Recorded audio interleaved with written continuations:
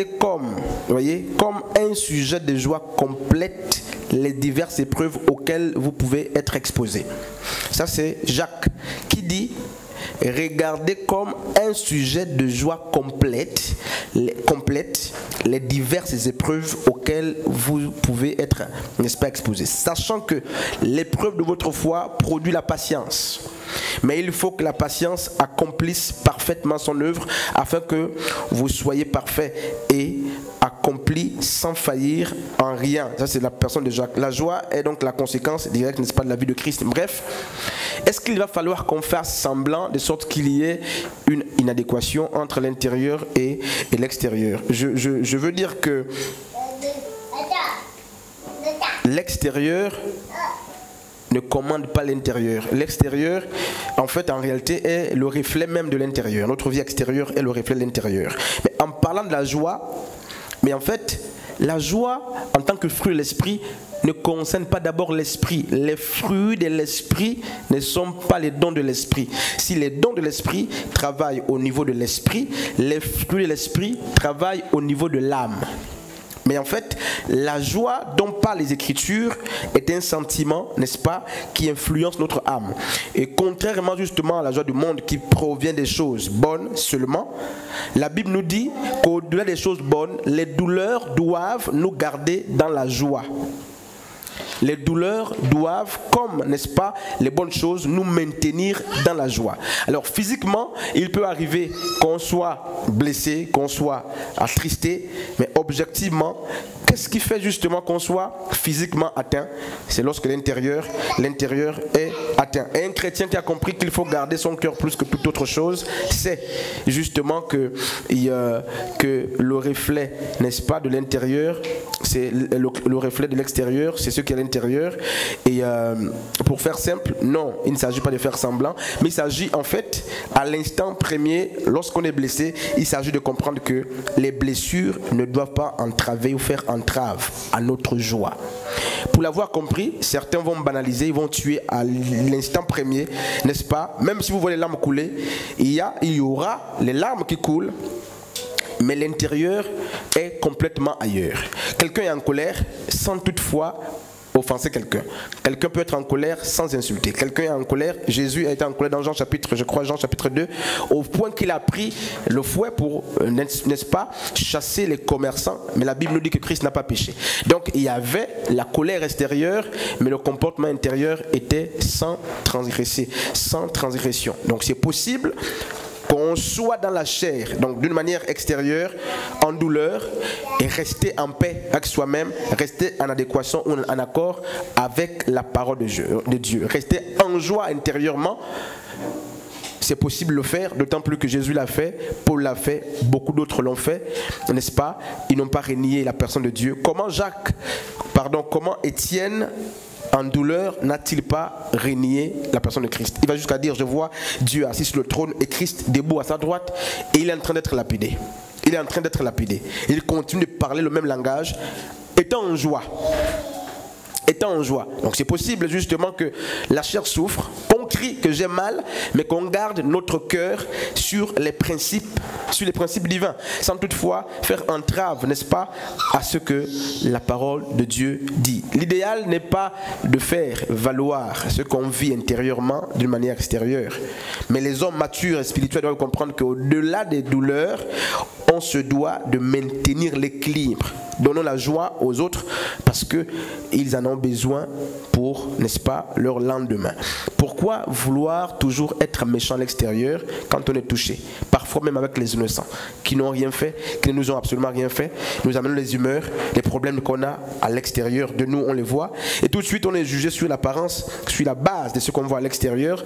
Parce que très souvent, notre extérieur est, n'est-ce pas, le reflet de notre intérieur. Il est possible de pleurer, mais de garder, n'est-ce pas, le cœur rivé sur les valeurs de Dieu. Il est possible d'avoir des larmes en abondance. Il est possible d'être hyper en colère sans toutefois pécher.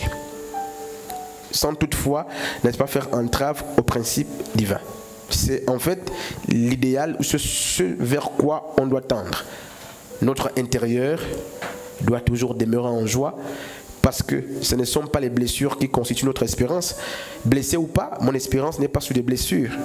Insulté ou pas, mon espérance n'est pas sur les insultes. Donc ce qui fait ma joie, c'est quoi? Pourquoi ma joie doit changer si ce qui fait ma joie demeure inchangé? Une autre question, je ne sais pas si j'essaie de répondre. Oui, c'est bon. Peut-être que ma joie changera si ce qui fait ma joie changera, mais aussi longtemps que ce qui fait ma joie reste inchangé, malgré les coups de l'extérieur, j'ai le devoir de rester en joie. Et quand on dit que la joie ne se couche pas, que la colère ne se couche pas devant ta porte, ou que la colère ne dort pas avec la colère, mais en fait il s'agit du soir, il s'agit du péché, il s'agit en fait des actions qui sont issues de la colère. Parce que la Bible n'est pas contre la colère en tant que sentiment, mais la Bible est contre le soir de la colère. Le soir de la colère, c'est tout ce que la colère peut engendrer. Et le soir, c'est l'iniquité, c'est le péché. Donc quand on dit que la colère ne dort pas, tu peux dormir en colère, mais si tu as pris ça d'une manière littérale, ça te buté. Dormir en colère ou accepter que le soleil se couche sur notre colère, c'est accepter que notre colère engendre des mauvais bébés. Donc les mauvais résultats. Je peux faire 2 jours en colère sans toutefois faire entrave justement au principe divin. Donc ne permets pas que le soleil s'obscurcisse dans ta colère. Ne pêche pas quand tu es en colère. Ne pêche pas. Et pour les chrétiens, pour les disciples de Christ, la colère dure quelques secondes, 1 seconde. Elle doit disparaître. Elle n'est pas là pour durer 1 heure, 2 heures. Nous avons la facilité même d'entretenir nos colères comme si c'était des enfants dont on prenait soin. On a la facilité d'entretenir les humeurs comme si c'était nos enfants qu'on habillait, qu'on mettait la crème, tout ça. Non, c'est des sentiments qui détruisent. Et lorsqu'ils sont là, d'une manière spontanée, avec la force de l'Esprit de Dieu, il faut les éliminer.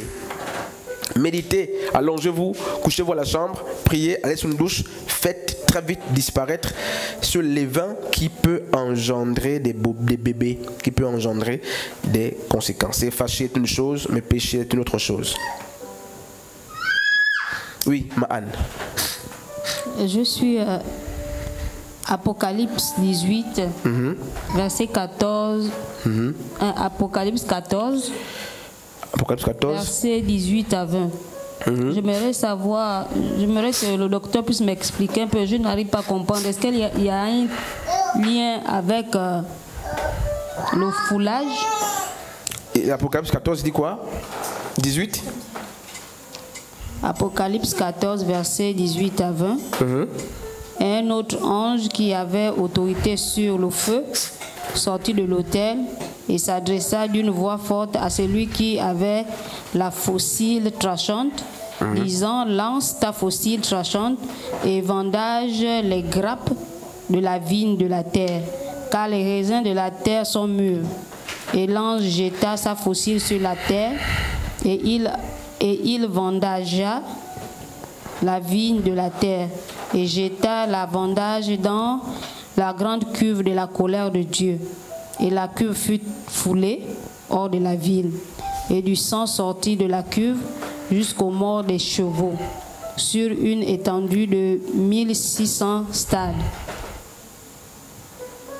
Ok, donc la question c'est, est-ce qu'il y a un lien avec le foulage Oui, enfin, Apocalypse, depuis le verset 1er. Apocalypse est un livre historique écrit autour de l'an 56 après Jésus-Christ. Un livre qui s'adresse, n'est-ce pas, en particulier à cette église qui devait justement accueillir la grande tribulation. Et nous avons vu avec Ésaïe chapitre 5 à partir du verset 1er jusqu'à 7 que la vigne de Dieu d'hier, c'était le peuple d'Israël. Donc la vision d'Apocalypse parle de la grande tribulation par laquelle devait passer justement ce peuple, donc de la Turquie actuelle, donc la Turquie moderne actuelle, c'était l'église de Smyrne, l'église de Philadelphie, la Odyssée, de Pergame, et cette église donc de l'Asie mineure. C'est à eux que ce livre s'adressait, et c'était des douleurs par lesquelles devait passer justement ce peuple, la vigne de Dieu. Donc Israël devait naturellement vivre ces tribulations. Oui, d'une manière restreinte. On peut faire allusion avec le texte qu'on vient de lire. La vigne, c'est le peuple de Dieu, c'est Israël, et le foulage, c'est l'ensemble justement des souffrances. Oui, c'est ça. Donc on peut faire un parallèle avec... Est-ce qu'il y a une autre question? Autre question?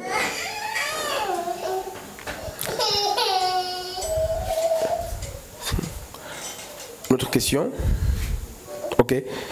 S'il n'y a plus, je crois que nous allons prier avec la sœur Edna. On se retrouve jeudi prochain pour continuer avec ce même point. Que Dieu nous bénisse.